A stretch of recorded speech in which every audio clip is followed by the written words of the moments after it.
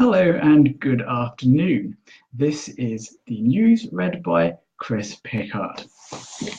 This is the first inaugural launch of Big Love TV, today sponsored by OGX, Big Love, and of course the My365 Summit.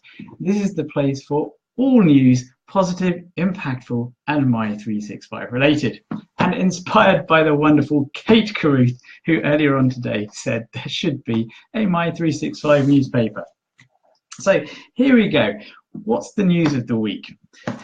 Well, it started off well for My365ers when a bunch of Wonder Women, led by the glorious Joe Tyler and Jan Jennings, and also Abigail Newman and others, took London by storm and ran their hearts out and achieved glorious success for our culture. Of course, this news was superseded when our own glorious leader took to the television and rid the entire world of spider phobias forever. Now, that's My365, but what's happening outside of the My365 world that really we should be aware of? Well, according to Positive News, there were a bunch of 90-year-old people around the world actually doing good. I don't mean, this is the fact that they were actually doing good, it was surprising. For instance, ex-President Jimmy Carter is still building homes for the poor, and there are other really active ancient people doing the world a lot of good. So that's on Good News. Actually, that wasn't Positive News. I am sorry. That was the Good News Network and dailygood.org as well. Also from the Good News Roundup, we found that a UK airport is seeking to reunite hundreds of lonely teddy bears with their owners. Yes, this is happening in Glasgow. Teddy bears are being reunited with their owners. And also from the Good News Network, we find that the world's largest food companies are agreeing to label things better so there's less food waste. Isn't that just lovely?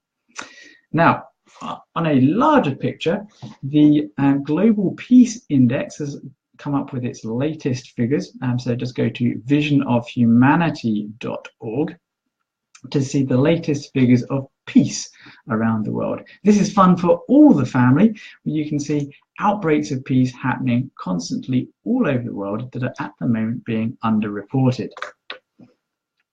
So what does the future hold? This is our science section for today. Science section today. It's a pity we haven't got the ability to go to this today, but the floating skyscrapers are likely to be built at some point in the future. The first one apparently in the Antarctic. Don't know why. These floating skyscrapers not only house people, but they can actually be changed and moved around the world to actually clean up the air and the pollution. So they're basically giant pollution cleaners, and they are going to be under construction within the next few years. Now, something that is also incredibly amazing is a designer by the name of Abir Sikali has designed a tent, yes, a tent, a very, very, very simple structure that can be erected both in hot climates and cold climates. And the way that the air is circulated around them basically means that if it's in a cold climate, the air is warmer on the inside of the tent, or if it's in a hot climate, the air is cooler on the inside of the tent. Not only this, the tents actually collect water as well. So these are ideal for refugee crises and people needing urgent homing.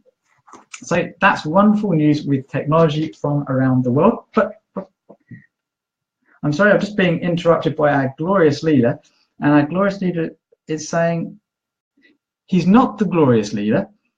You are the glorious leader. You are the hero in your life, and the best is yet to come.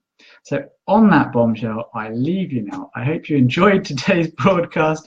I've certainly had a most silly and fun time, and I hope to see you all at the summit tomorrow, where large hugs will be given out for free to all those in need, and even to those that don't need them.